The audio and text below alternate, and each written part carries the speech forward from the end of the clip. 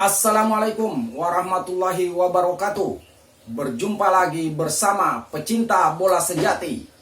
Kali ini kita akan membahas tentang polemik naturalisasi tim nasional Indonesia, di mana pada video ini seorang staf ahli Menpora memberikan jawaban yang sangat cerdas sehingga membuat Bung Toel dan kawan-kawan terdiam dan hanya bisa menganggukkan kepala.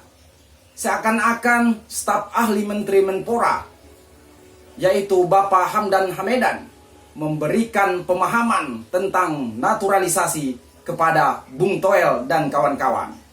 Mari teman-teman kita simak bersama videonya. Ini dia. Mas Hamdan, tidak mengharapkan yang instan, tapi pemain naturalisasi dianggap adalah cara yang instan. Gimana itu? Jadi begini, di dunia sepak bola saat ini ada namanya konsep utilization of diaspora player. Kita, Indonesia itu mempunyai 9 juta diaspora Indonesia yang tersebar di lebih dari 90 negara. Negara-negara lain sejak sejarah Piala Dunia 1930 itu menggunakan pemain diaspora. Persentasenya itu sekitar 10%. Jadi nanti di Piala Dunia berikutnya, di mana ada 40 tim, itu akan ada 1.100 atlet, dan 110 diantaranya itu adalah atlet diaspora. Yang lahir di luar dari tanah kelahirannya, kemudian dinaturalisasi. Ini hal yang sudah dilakukan berbagai macam negara. Saya berikan contoh. Ketika Roberto Mancini memenangkan Piala Eropa 2020, dia menaturalisasi Matteo Retegui, tidak bisa bahasa Italia, padahal dia mempunyai Ciro Immobile yang mencetak 32 gol season. Apakah karena Inter Milan ataupun AC Milan ataupun Juventus tidak punya pembinaan yang baik? Bukan. Tapi dia memanfaatkan potensi diaspora yang ada. Nah, potensi diaspora kita itu tersebar di lebih dari 90 negara. Oke. Nah, sekarang pertanyaannya adalah bukan emosi naturalisasi, tapi equanimity. Titik tengahnya di mana? Titik equilibriumnya di mana? Bagaimana kita memanfaatkan the best of both worlds, talenta yang ada di dalam negeri kita dari Sabang sampai Merauke, lalu kita kombinasikan dengan talenta diaspora kita. Ya. Jadi maksudnya tidak perlu didikotomikan Tidak gitu perlu ya? didikotomikan, tapi ini adalah sinergi. Sekarang saya berikan contoh Spanyol. Spanyol menang Piala Dunia 2010, betul? Ya. Ya kan? Pelatihnya Vicente del Bosque. Ngapain dia naturalisasi Diego Costa? Apakah gara-gara La Masia tidak bisa memproduksi striker lagi? Apakah gara-gara La Factoria-nya Real Madrid tidak memproduksi striker lagi? Tapi ada kebutuhan tim. Diego Costa belum, di 2010 belum bang. Enggak, dia untuk 2014. Kan dia 2010 dia menang. 2010 nggak ada Diego Costa. Diego Costa. Sekarang pertanyaan gini, 2010 dia menang Piala Dunia. Ya. Lalu 2012 dia bilang saya akan naturalisasi Diego Costa. Boleh nggak kita pertajam secara sepak bola? Boleh, silakan. Prestasi tim nasional kita sekarang di bawah Sinteyong ada faktor naturalisasi nggak? Saya pikir kalau kita hanya mengatakan karena faktor naturalisasi, itu adalah salah satu bagian. Kita juga Artinya ada kan, ada bukan hanya kan? iya. Kita firm Bukan ada. hanya. Ada, salah satu. Kita ambil gambaran perjalanannya. Waktu AFF, waktu kalah sama Pak Hang Seo-nya Vietnam, itu ada strikernya kan Irfan Jaya, Kushedia, siapa lagi Dedik Setiawan yang sekarang hilang semua tuh kan? Itu kan nggak dapat apa-apa tuh. Bahkan ketika naturalisasi sudah muncul pun kalah 1-5 di Basrama Irak kan. 1-1 sama Filipina di Manila kan November kemarin 2023. Ketika naturalisasi sudah dikasih pun tidak serta-merta. Oke. Sekarang berikutnya menang di Piala Asia lawan siapa? Vietnam 1-0. Penalti kan Asnawi. Oke. Di kualifikasi Piala Dunia 21 Maret kemarin di GBK 1-0. Susah payah enggak? Kita bicara permainan sepak bola. Susah payah. Babak pertama permainan masih dikuasai Vietnam loh. Yang Vietnam transisi ke Trusier kan. Babak kedua baru bikin gol lewat lemparan ke dalam lagi. Artinya apa Bung Toel? Artinya naturalisasi yang diberikan pun tidak serta-merta, itu udah sekitar 7 yang main. Tapi ketika menang 3-0 di Hanoi memang signifikan permainannya. Karena tidak serta-merta maka... Makanya yang di Hanoi 3-0 dominan kelihatan. Karena sangat signifikan di lapangan. Faktor siapa? Menurut saya penambahan 3 terakhir. Jai Izes, Tom Haye, Ragnar Ratmangun. Jadi maksudnya, maka secara karena sepak tidak bola serta-merta, muncul logika kan? Apakah konsep naturalisasi harus dikurangi, tidak menjadi prioritas atau Enggak, bagaimana? akhirnya gini kita dalam menilai sepak bolanya. Ketika pencapaian itu terjadi yang baru Vietnam 3 kali berturut-turut, ini faktor karena kualitas pemain naturalisasi atau karena kecerdikan taktikal Sinteyong. Kalau karena kecerdikan taktikal Sinteyong, kenapa nggak dari kemarin-kemarin pertanyaannya? Oke, saya jelaskan. Tapi logika baru sepak muncul di bolanya. Hanoi sangat Silakan. dominan. Saya jelaskan Coba, logika Mas sepak Hamdan, bolanya. silakan. Pertama begini, ini namanya kita harus melihat jangan hanya game to game, tapi result oriented ya. Sekarang kita di posisi sebentar lagi lolos ya. Dengan catatan misalnya kita bisa menahan imbang Irak, lalu kita bisa menang lawan Filipina di kandang. Jadi kalau kita setiap game, oh kalah, wah ini pasti gara-gara Sintayong kurang bisa meracik ataupun naturalisasi. Itu kita melihat game to big game. Ini yang disebut Bill Clinton itu. Kita following the headline, but we are not following the trend line. Sekarang pertanyaan Saya berikan contoh logikanya. begini. Logika sepak bolanya begini. Inter Milan, Simone Inzaghi kalah 2 kali lawan Sassuolo, tapi dia juara Liga.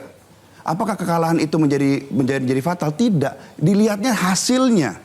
Hasil akhirnya, pertanyaan nanti, evaluasinya, apakah Indonesia lolos kualifikasi Piala Dunia ketika menghadapi Irak dan menghadapi Filipina? Oke. This is not a game over. Itu jawabannya. Oke. Itu jangan dilihat game to game. Karena game to game itu yang namanya sepak bola itu ada ups and down-nya. Dan saya berikan contoh begini ya. Tidak ada yang namanya pemain memenangkan kompetisi. Tidak ada. Adanya tim. Tim itu terdiri dari kepelatihan, manajemen, dan lain sebagainya. Kalau hanya pemain saja memenangkan liga, niscaya PSG sudah juara Liga Champions 7 kali berturut-turut. Jadi kalau kalah, Mereka sudah spend siapa yang harus tanggung jawab? Begini. Semua. Justin Hubner yang blunder? No. Gini. Atau Marcelino yang dituduh egois? Saya berikan gini. Tidak ada proteksi loh pada pemain. We win as a team and we lose as a team. Kita menang sebagai tim dan kalah Kalau sebagai menang, tim. kecenderungannya nih sekarang, Ya. itu menang karena Sinteyong. Tapi kalau kalah karena salah pemain. Karena blundernya Justin Hubner. Karena egoisnya Marcelino. Itu kan fakta juga yang beredar. Yang saya mau luruskan.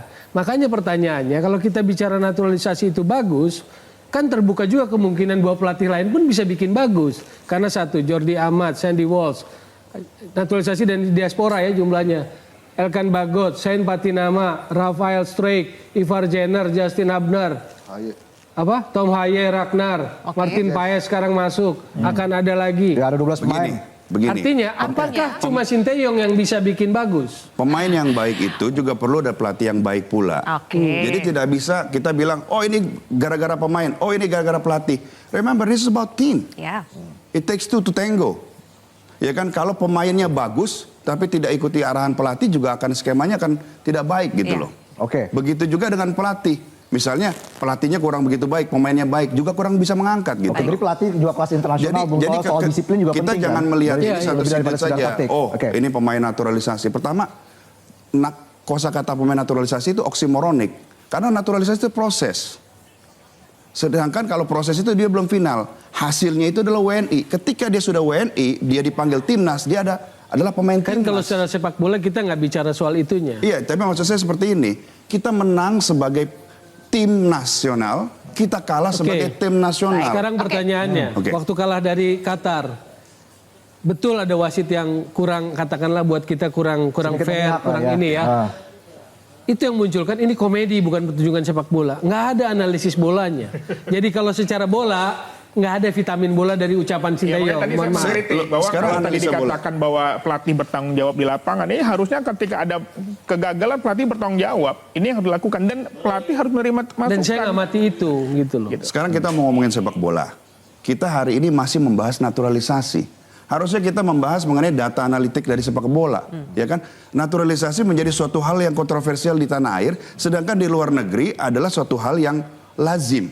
Tim sebesar Spanyol melakukannya, Ya. sebesar Inggris melakukannya, Pernah ada sebanyak Italia. Indonesia nggak naturalisasinya? Loh, Maroko itu 20 pemain.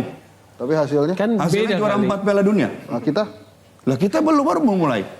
Pertanyaan dari sekarang contohnya yang menjadi penting adalah kita membahas sepak bola ataupun technical sense-nya. Di sini kita bahas naturalisasi. Kenapa kita membahas misalnya Marcelino itu XT-nya itu nomor 2 se-Asia? Itu achievement. XT itu kemampuan seorang pemain untuk menciptakan gol bagi timnya. Kita tidak membahas itu. Kita tidak membahas field tilt misalnya. Statistik analisa bola. Kenapa kita tidak mengundang ahli matematika Sekarang statistika begini. untuk mengalah sepak bola? Tapi yang dibahas Itulah tadi video perdebatan antara Hamdan Hamedan dan Bung Toel yang memberikan pemahaman tentang naturalisasi kepada Bung Toel. Semoga video ini bermanfaat untuk sahabat-sahabat pecinta bola sejati. Dan Anda yang bisa menyimpulkan video ini, silakan berkomentar di kolom komentar. Wassalamualaikum warahmatullahi wabarakatuh.